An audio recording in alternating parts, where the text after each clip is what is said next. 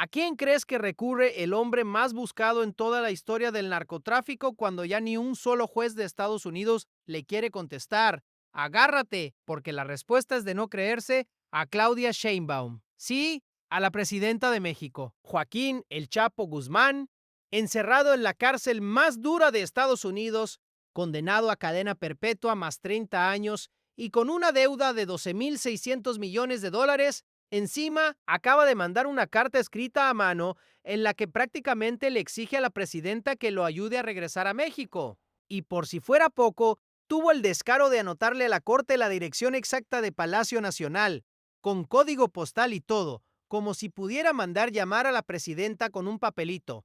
Es ya la carta número 16 que escribe este año. Pero lo que de verdad te va a hervir la sangre no es la carta en sí, sino lo que ese hombre se atreve a firmar dentro de ella para lavarse las manos. Y eso te lo voy a contar completo. Y si a ti te indigna tanto como a mí el descaro de un hombre así, que lo tiene todo en su contra y aún así se siente con derecho a pedir favores, este es tu canal. Aquí no nos tragamos los cuentos de nadie, por muy poderoso que haya sido. Dale al botón rojo y quédate que esta historia tiene mucha tela de donde cortar. Vamos por partes, porque el atrevimiento de este hombre necesita entenderse bien. Estamos hablando de alguien que no está pidiendo clemencia con la cabeza agachada como cualquiera esperaría de un preso en su situación. No. El Chapo escribe como quien todavía se cree con autoridad para exigir, da instrucciones, pone direcciones, señala a quien hay que contactar. En su carta más reciente prácticamente le indica a la Corte de Estados Unidos que vaya y busque a la presidenta de México a su casa de gobierno para que gestione su regreso. Y uno se queda pensando de dónde saca semejante seguridad un hombre que está encerrado de por vida. ¿Y con qué cara a alguien que le debe miles de millones a la justicia se atreve a pedirle favores a la presidenta del país? Con la cara de alguien que durante demasiados años se acostumbró a que todo se le concediera. Hay que recordar que este es el mismo hombre que se fugó 2 veces de penales mexicanos, una de ellas por un túnel iluminado de más de kilómetro y medio, y que llegó a aparecer en las listas de los más ricos del planeta. Por décadas, su nombre bastaba para que la gente bajara la mirada. Vivió tanto tiempo sintiéndose intocable que aún hoy, encerrado en Colorado, parece no haber entendido del todo que esos tiempos se acabaron. Sigue escribiendo como el que manda, no como el que ruega. Pero la realidad le está pasando una factura distinta, y por eso esta carta a Sheinbaum tiene tanto de insolencia como de desesperación disfrazada, porque mientras él anota direcciones y reparte instrucciones desde su celda, lo cierto es que no tiene ya ningún poder real para que nada de eso se cumpla. Es un hombre solo en aislamiento, mandando papeles que se acumulan sin que muevan nada, y sin perder de vista que estamos hablando de la misma carta donde se atreve a apuntar la dirección de Palacio Nacional, la pregunta cae sola. ¿Y sabes qué fue exactamente lo que escribió para justificar semejante petición? Escribió que lo suyo es, según sus palabras, un asunto de política exterior para regresar a México como si fuera un trámite diplomático cualquiera y no un capo condenado pidiendo que lo suelten. Argumenta que se le han violado sus derechos, que no lo dejan comparecer como quiere, que el idioma inglés lo perjudica en el proceso, lo plantea todo como si él fuera la parte agraviada, la víctima de una injusticia y no el hombre que un jurado halló culpable de 10 cargos, tras un juicio de 3 meses. Esa es la narrativa que intenta vender carta tras carta, que él es el ofendido.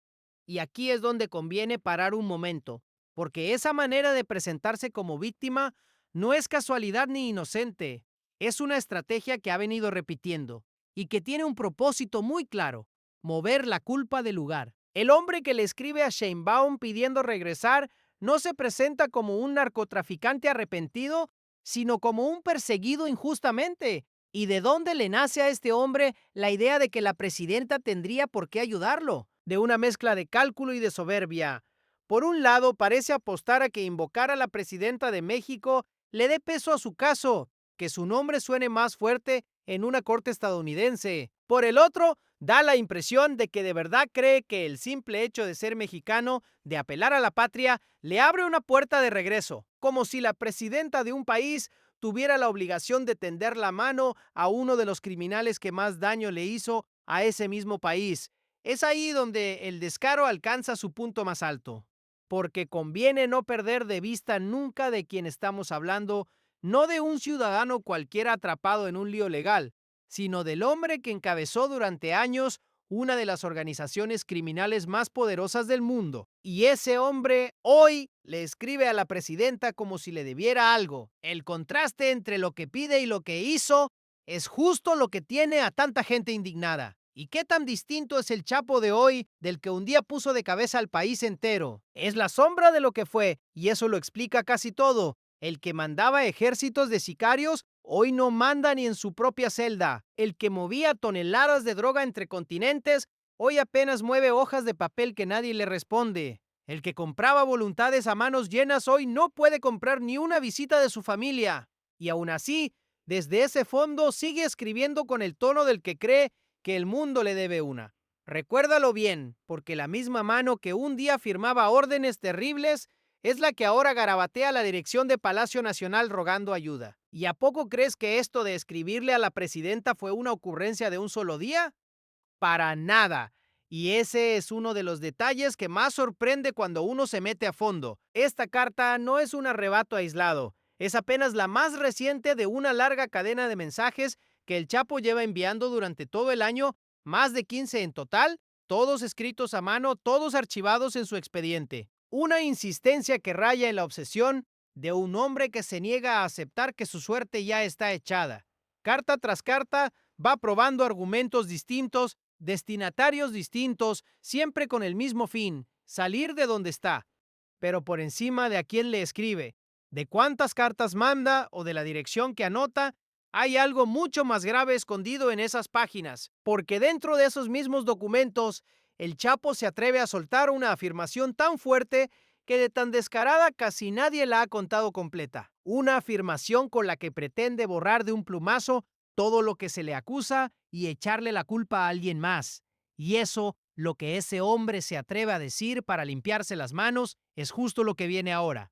Lo que el Chapo se atreve a escribir, negro sobre blanco, en esas cartas que ya están metidas en el expediente, es algo que cuando lo lees, no sabes si indignarte o de plano soltar una carcajada amarga. Porque ahí, de su puño y letra, asegura que él sería un ciudadano inocente de México, y que las muertes, los asesinatos de aquellos años los habría cometido el gobierno de aquel entonces, no él. Así, tal cual lo cuento. Y aquí hay que frenar y decirlo con todas sus letras y con toda la prudencia del mundo. Eso es lo que él afirma, lo que él acusa desde su celda para tratar de salvar su caso. Y de ninguna manera es un hecho comprobado ni tiene absolutamente nada que ver con el gobierno de hoy. Es la versión interesada de un hombre que pelea por salir, pero que alguien con la historia que carga este hombre se atreva a ponerlo por escrito en un documento judicial, eso ya dice mucho del tamaño de su descaro, porque no hablamos de un acusado cualquiera defendiéndose como puede.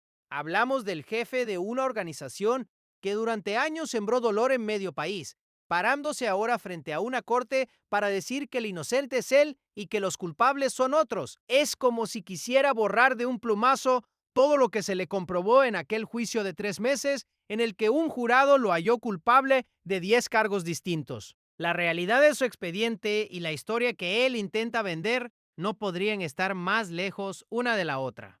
Y lo más revelador es que esta no es una salida desesperada de último momento, sino una estrategia bien calculada que repite carta tras carta sin cansarse. En cada una se presenta exactamente igual, como la víctima, como el perseguido, como el ciudadano al que supuestamente le violaron sus derechos. Nunca, ni una sola vez, como el responsable de algo. Es una manera muy fría de mover la culpa del lugar, de pintarse del lado de los buenos para que su petición de regresar a México suene a causa justa y no a lo que de verdad es un capo condenado buscando la salida. ¿Y con qué descaro un hombre hallado culpable de lo que él fue hallado culpable se atreve a llamarse víctima? Con el mismo descaro que lo llevó a anotarle a la corte la dirección de Palacio Nacional, hay que decirlo, porque este libreto de inocencia no nació la semana pasada, lo viene construyendo a lo largo de todo el año, en misiva tras misiva, puliendo el discurso, cambiando a quién se lo dirige, pero manteniendo siempre el mismo personaje. Primero se lo contó a los jueces, luego a otras figuras del poder, ahora a la presidenta de México. Y en todas las versiones, el mismo protagonista, un hombre supuestamente injusticiado que solo pide volver a casa con los suyos. Lo repite tanto y con tanta insistencia que por momentos parece que se lo cree hasta él mismo. El problema para él es que repetir una historia 1000 veces no la convierte en verdad, y menos todavía frente a un tribunal que ya revisó todas las pruebas en su contra. Por eso, mientras el Chapo afina con cuidado su papel de víctima incomprendida, del otro lado, la respuesta sigue siendo la misma puerta cerrada con candado. Y ahí es donde uno no puede evitar preguntarse qué demonios esperaba conseguir de verdad con todo este teatro de papel. ¿Y en serio creyó que con ese cuento iba a convencer a alguien de soltarlo? Todo apunta a que sí, o por lo menos a que apostó a ello con todo lo que le quedaba. Pero el resultado ha sido justo el contrario al que buscaba. El juez, Brian Cogan, el mismo que lo sentenció en 2019, ha desechado una por una sus peticiones, dejando asentado en sus órdenes que no tienen mérito legal y que algunos de esos escritos de plano carecen de sentido. Ni el discurso de víctima, ni la apelación a la patria, ni la mención de la presidenta le han movido un solo milímetro su situación. La historia que tanto trabajó se estrelló una y otra vez contra la realidad fría de su expediente. Y hay un detalle que vuelve todo esto todavía más revelador, porque desmonta su jugada por completo. Por más que el Chapo escribió la dirección de Palacio Nacional con toda la intención de que su mensaje aterrizara en manos de la presidenta, lo cierto es que ese mensaje, según todo lo que se ha informado, jamás llegó hasta ella. Toda esa insolencia, todo ese afán de mandar llamar a la mandataria terminó en una oficina de Brooklyn. ¿Y de verdad pensabas que esa carta cruzó hasta el escritorio de Claudia Sheinbaum? Pues no, y este punto es clave para entender la noticia completa. El propio secretario de Seguridad, Omar García Harfuch, dejó claro que el gobierno federal no ha recibido ninguna carta del Chapo y explicó que un trámite de ese tipo, de existir, tendría que llegar por la vía formal a través de la Fiscalía General de la República y no como una notita con domicilio postal escrito a mano. Dicho en cristiano, el capo puede anotar la dirección de Palacio Nacional cuantas veces quiera, pero su recado se queda dando vueltas en un tribunal estadounidense, lejísimos de la oficina de la presidenta, y no hay la menor señal de que vaya a haber negociación de ninguna clase. Porque conviene aterrizar también la parte legal, que es la que de plano le cierra el panorama. Estados Unidos no peleó durante años por extraditar, juzgar y encerrar a su preso más famoso para después regresarlo a México porque él lo pida por carta con buenos modales. Es más, hay que recordar que la propia presidenta ha señalado que el gobierno estadounidense ha rechazado decenas de solicitudes de extradición que México sí ha pedido por falta de pruebas. Si así de difícil es que entreguen a otros, imagínate lo improbable que resulta que suelten justo a la joya de su corona y le queda a este hombre, en los hechos, algún camino real de regreso. Prácticamente ninguno, y eso es lo que él se niega a aceptar. Sus apelaciones han sido rechazadas, sus solicitudes de traslado desechadas y ni siquiera ha conseguido que le restablezcan las visitas familiares que tanto reclama. A todo eso se le suma esa deuda monstruosa de 12.600 millones de dólares en decomiso, una cifra que lo perseguirá pase lo que pase. En los hechos, su día a día seguirá siendo el mismo de siempre, una celda de aislamiento en la prisión de máxima seguridad de Florence, en Colorado, con un lápiz y unas hojas de papel como única compañía. El resto son cartas que no le mueven nada. Y mientras él sigue ahí encerrado escribiendo, vale la pena asomarse a lo que ha quedado de todo aquello que un día lo hizo el hombre más temido del continente. Porque un imperio así no se sostiene solo, y la familia que cargó con ese apellido tampoco salió ilesa de la caída. La historia de los Guzmán en estos años ha sido la de un derrumbe en cadena que muy pocos habrían imaginado en la época de mayor poder del capo. ¿Y qué ha quedado mientras tanto del imperio que ese apellido llegó a representar? Bien poco y bastante golpeado. Dos de sus hijos, Ovidio y Joaquín Guzmán López, se encuentran presos en Estados Unidos enfrentando sus propios procesos lejos de casa. Otros dos, Iván Archibaldo y Jesús Alfredo, siguen prófugos y figuran como objetivos prioritarios tanto para las autoridades mexicanas como para las estadounidenses, señalados por encabezar la facción conocida como los Chapitos. La estructura que algún día respondía a una sola cabeza hoy, según se ha reportado, está fragmentada y disputándose por dentro. El hombre que escribe cartas pidiendo volver a casa ya casi no tiene a qué casa volver. Es un panorama tan distinto al de aquellos años de poder absoluto que hasta cuesta creerlo. El que mandaba ejércitos enteros hoy no manda ni en su propia celda. El que movía toneladas de droga entre continentes hoy apenas mueve hojas de papel que nadie le contesta. Y aún desde ese fondo sigue escribiendo con el tono del que cree que el mundo le debe algo. Pero hay una parte de esta historia que pesa más que toda su soberbia junta y que ninguna de sus cartas se atreve siquiera a mencionar. ¿Y quién responde por todas las familias que sí perdieron a alguien en aquellos años? Nadie les escribe cartas a ellas. Esa es la cruda verdad. Mientras el Chapo redacta sus peticiones desde la cárcel, hay miles de hogares en México marcados para siempre por la violencia de aquella época.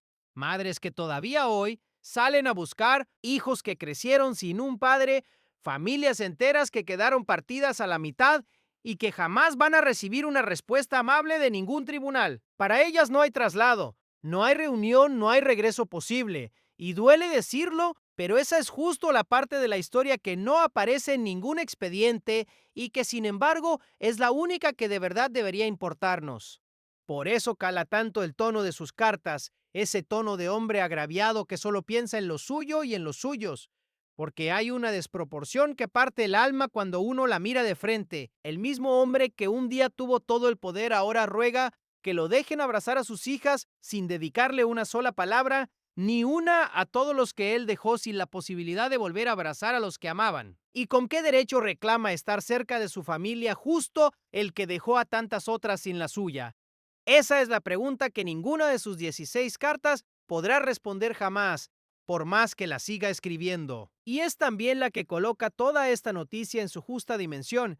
Esto no es solamente un capo haciendo trámites raros desde su encierro, sino el reflejo de un país que durante demasiado tiempo cargó sobre los hombros las consecuencias de hombres como él. Lo que falta por ver ahora es qué resolvió de fondo la Corte con todo este montón de cartas que le queda en realidad a Joaquín Guzmán por delante y por qué este caso, visto con calma, marca el cierre de toda una época. Y eso es justo lo que viene a continuación. Después de tanta carta, tanta dirección anotada y tanto discurso de inocencia, en algún momento la justicia tenía que poner las cosas en su lugar de una vez por todas, y vaya que lo hizo, porque más allá del escándalo que armó la mención de Sheinbaum y el descaro de mandar llamar a la presidenta, lo que de verdad cuenta es lo que el sistema judicial resolvió de fondo sobre el destino de Joaquín Guzmán Loera, y ese veredicto, por más vueltas que él le dé, ya está dado y no admite discusión. ¿Y qué fue? Al final de cuentas, lo que la Corte resolvió con todo este montón de cartas, lo que resolvió fue, en pocas palabras, nada que le sirviera. El juez Brian Cogan, el mismo que lo sentenció en 2019, ha rechazado una por una todas sus peticiones, dejando asentado que no tienen mérito legal y que varios de esos documentos de plano no tienen sentido. Ni el nuevo juicio que exige, ni la repatriación que ruega, ni los reclamos sobre el jurado han hecho mella. Para el tribunal, el caso del Chapo está cerrado con todas las de la ley y ninguna de sus 16 cartas le movió ni una coma a la sentencia. Y no es un cierre cualquiera, porque hablamos de una de las condenas más pesadas que ha dictado la justicia estadounidense en su historia reciente. El Chapo fue sentenciado a cadena perpetua más 30 años, sin posibilidad de libertad condicional, tras un juicio en el que un jurado lo halló culpable de 10 cargos. Eso significa, en cristiano, que ese hombre está condenado a terminar sus días tras las rejas en suelo estadounidense. Puede escribir todas las cartas que quiera, puede anotar cuantas direcciones se le ocurran, pero el muro que tiene enfrente no se mueve ni un centímetro. ¿Y de qué le sirvió entonces todo su descaro frente a un tribunal que ya lo tenía sentenciado? De absolutamente nada. Y ese contraste es de lo más revelador de toda la historia, porque el Chapo escribió como quien todavía se cree con autoridad para exigir, dando instrucciones, repartiendo direcciones, señalando a quién había que contactar. Y del otro lado, la corte le respondió como se le responde a cualquier preso, con un sello de recibido y una negativa. El hombre que un día puso de cabeza a gobiernos enteros, hoy es para ese tribunal un nombre más en una lista de peticiones rechazadas. Toda su soberbia se topó con la indiferencia más absoluta del sistema. Y aquí es donde esta noticia deja de ser puro morbo y se vuelve algo mucho más grande, algo que vale la pena mirar con calma.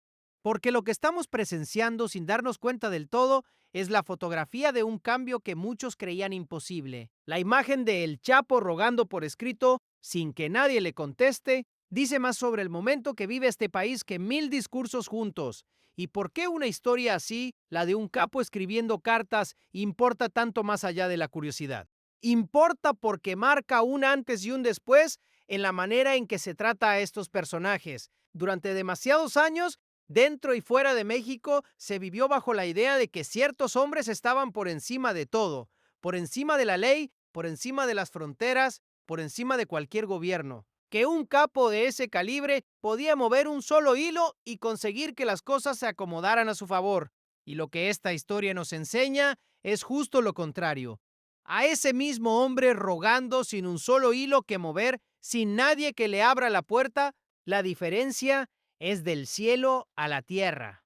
Por eso, esta noticia toca una fibra tan honda en tanta gente, sobre todo en quienes vivieron de cerca aquellos años más duros, porque permite comparar de manera muy clara dos formas completamente distintas de hacer las cosas, dos épocas que parecen de países diferentes, y al ponerlas lado a lado, uno entiende de golpe cuánto ha cambiado el suelo que pisamos. ¿Y qué tan distinto es esto de lo que se vivía en México en otros tiempos? La diferencia es enorme, y de ahí que pegue tan fuerte. Hubo épocas en las que historias como esta habrían terminado de otra manera muy distinta, con acuerdos por debajo de la mesa, con favores que se cobraban en silencio, con personajes que entraban y salían a su antojo, mientras la gente común pagaba los platos rotos. Hoy, lo que se ve es a un capo condenado escribiendo cartas que se apilan en un expediente sin mover absolutamente nada.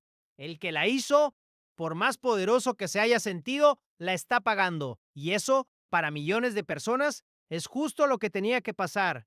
Y ese cambio no es solo un asunto de un hombre y sus cartas, sino una señal que se manda hacia afuera, hacia todos los que andan por ahí creyéndose intocables. Porque cuando el capo más famoso del mundo termina ignorado, rogando desde una celda sin que nadie le tienda la mano, el recado que queda en el aire es bien claro para cualquiera que sepa leerlo. ¿Y qué mensaje le manda todo esto a los que todavía creen que el poder los pone por encima de la ley? Un mensaje que no necesita palabras, que ya no hay trato, que ya no hay negociación, que ya no hay hilos mágicos que jalar, que por más alto que alguien haya volado, la caída lo alcanza tarde o temprano, y cuando llega, no hay carta ni dirección de Palacio Nacional que valga. Es un aviso silencioso pero contundente para todos los que vienen detrás, para los que hoy se sienten dueños de la situación, igual que un día se sintió Joaquín Guzmán.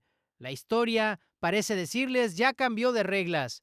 Y eso, para un país que cargó tanto tiempo con el peso de la impunidad, no es un detalle menor, es casi un respiro. Porque ver que ni siquiera el capo más buscado del planeta consigue mover el sistema a su antojo le devuelve algo a la gente que lo perdió hace mucho. Esa sensación de que las cosas, aunque sea lentamente, se están poniendo en su lugar. No es que todo esté resuelto, ni de cerca, pero algo se movió y se movió en la dirección correcta. ¿Y qué significa para el país que una historia como esta termine precisamente de esta manera? Significa que estamos viendo en tiempo real el cierre de una época y la apertura de otra, la época en la que un narcotraficante creía que con un mensaje podía mover gobiernos enteros se está apagando frente a nuestros ojos. Carta rechazada tras carta rechazada. El hombre que se fugaba por túneles, que compraba voluntades, que parecía estar por encima de todo, hoy es un preso más cuyas súplicas se pierden en un expediente. Y aunque a él le cueste aceptarlo, ese capítulo de su historia y de la historia del país ya se está cerrando. Pero que nadie se confíe pensando que con esto la historia llegó a su punto final, porque la realidad es mucho más amplia y más inquietante de lo que cabe en una sola noticia. Joaquín Guzmán es apenas un nombre, el más sonado sí, pero apenas uno, dentro de una lista mucho más larga de personajes que durante años se creyeron intocables y que hoy empiezan a sentir que el piso se les mueve. ¿Y de verdad crees que esta es la última vez que vamos a ver algo así? Ni de lejos, y eso es justo lo que vuelve este momento tan interesante de seguir de cerca. Porque mientras el Chapo gasta sus días escribiendo cartas que nadie le responde, hay otros nombres, otras estructuras, otros expedientes que se están moviendo en silencio, lejos de los titulares. Esta no es la última historia de un poderoso descubriendo que las reglas cambiaron. Es apenas una de las primeras de una larga fila que apenas comienza a destaparse. Lo que hoy le pasa a uno, mañana puede estarle pasando a varios más. Y ahí es donde queda la pregunta flotando, la que de verdad da curiosidad. ¿Cuántos más en este preciso momento estarán mirando lo que le pasó a El Chapo y entendiendo con un escalofrío que su propio turno podría no estar tan lejos? Esa es la parte de la historia que todavía no se escribe, la que se está cocinando ahorita mismo mientras tú y yo hablamos. Y créeme que vale muchísimo la pena no perderle la pista, porque aquí no nos quedamos con una sola noticia ni dejamos los hilos a medias. El siguiente video ya está listo para que le sigamos jalando a todo esto y veamos hasta dónde llega. Dale play y quédate que esto apenas se está poniendo bueno.